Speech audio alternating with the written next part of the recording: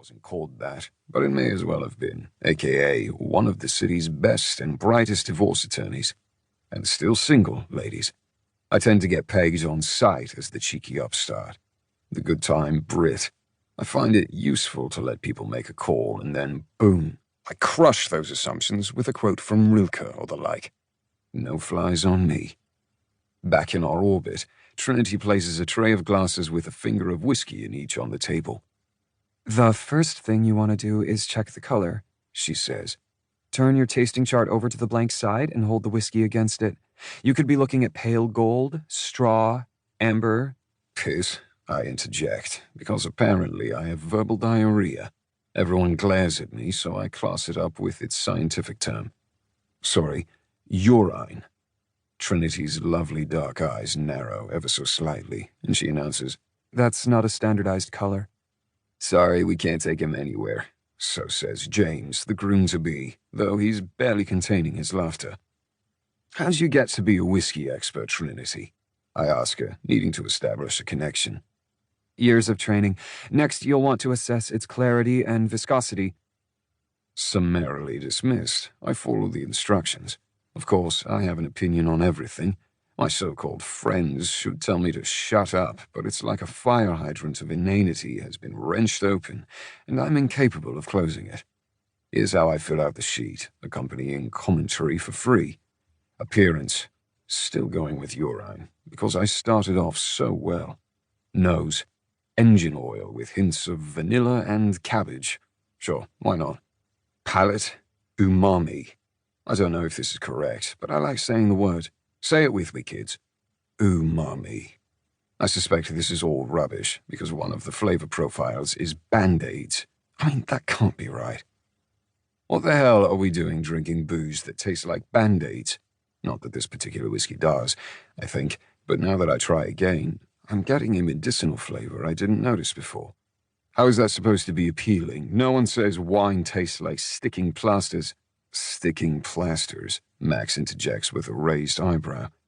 Sticking plasters, elastoplast. I waved my glass, sloshing the remaining spoonful. What we call Band-Aids in the old country, Maxie. Try to keep up. As someone said, sip on this 27-year-old aged malt. It's got a lovely Band-Aid flavor. Any normal bloke would be backing out the door toot to sweet. And don't get me started on Forest fucking Floor. My tirade against the tyranny of whiskey-tasting profiles has silenced the entire group. I peek up to find Trinity glaring at me in a way that makes my dick go swing.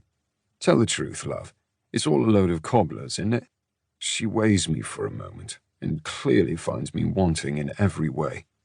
"Actually, no, it's science. Scotch, from Scotland, is made with malted barley, which is barley soaked in water and dried with peat fires. Peat has a chemical compound called cresols, which are a subcategory of phenols or carbolic acid, which is found in products like Lysol and Sharpies and—" Band-Aids, I say, because I actually know this.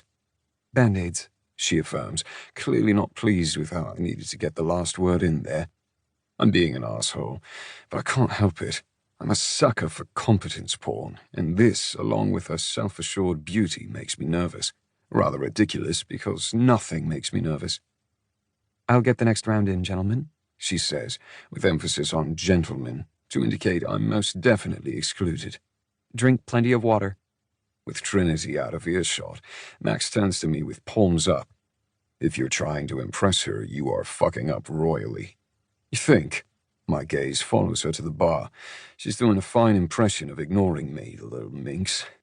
Thought I was winning her over. Tell her the color of your last dump, Grant mutters. I'm sure she'd love it. That cracks the crowd up, especially coming from the usually taciturn Grant Lincoln. He's my other partner in the firm, though he and Max are closer because they went to law school together. Grant's from Georgia, looks like a Bratva enforcer, and is of a slow and methodical bent, the perfect foil to my hyper-personality. I glance over at Trinity, who's still not paying me any heed, and consider my options. I've never met a woman I can't crack with my inordinate charm, razor-sharp wit, and all-around smarty-smarts. Trinity, love, prepare to be conquered. Trinity. Rich, overgrown frat boy.